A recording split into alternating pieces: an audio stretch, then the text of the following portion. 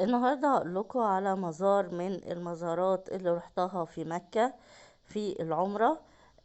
وهو جبل عرفات. مزار جميل جدا وحلو جدا وبيحسسك بوقت الحج.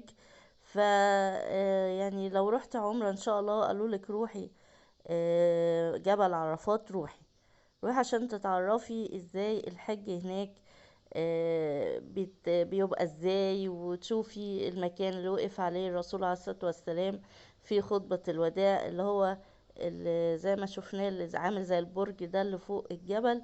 ده مكان اللي وقف عليه الرسول عليه الصلاة والسلام في خطبة الوداع.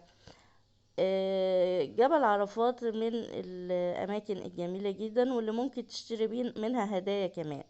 من بداية الجبل، يعني البوابة بتاعته هتلاقي ناس كتير فرشين على الأرض بيبيعوا هدايا من سبح وملابس وطواقي ومكسرات وتمر وحاجات كتير جدا، وأسعارهم حلوة. يعني ممكن تنفعيهم، أسعارهم كويسة وتفصل معاهم كمان.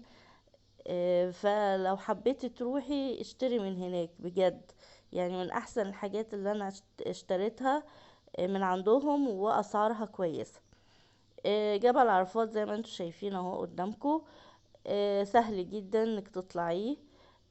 انا عن نفسي ما طلعتوش، بس اللي طلعوه قالوا عليه سهل، انا خفت اطلع، لكن بجد سهل وفي سلالم انك تطلعيه.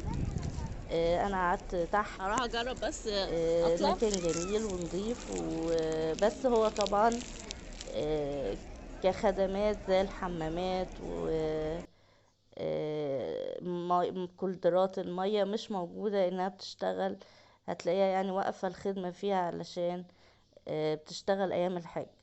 واحنا ماشيين طبعا شفنا منى ومزدلفة في الطريق، ودي الخيام اللي بيقعدوا فيها الحجاج ايام جبل عرفات، ايام الحج، وفي وقفة عرفة، وبيرموا الجمرات في منى. و طبعا الباص كان بيهدي عشان يورينا وقت الحج بيحصل ايه هنا، ودي الخيام ودي الاماكن اللي بيقعدوا فيها الحجاج في الوقت ده. طبعا محدش زي ما انتم شايفين مفيش حد، لان طبعا الخدمة بتبقى موجودة ايام الحج. دي الخيام اللي بيقعدوا فيها الحجاج، والأماكن اللي بتترمي منها الجمرات ال3 أيام. وفي الطريق بيشاورلك على المشعر الحرام، المكان المشعر الحرام. بس الناحية التانية مش الناحية اللي أنا كنت بصور منها من الباص. يعني حاجة روحانية، حاجة جميلة جدا. إن شاء الله يكون عمرة مقبولة وتستفادي وتشوفي الرسول عليه الصلاة والسلام، المكان اللي وقف فيه وخطب فيه خطبة الوداع.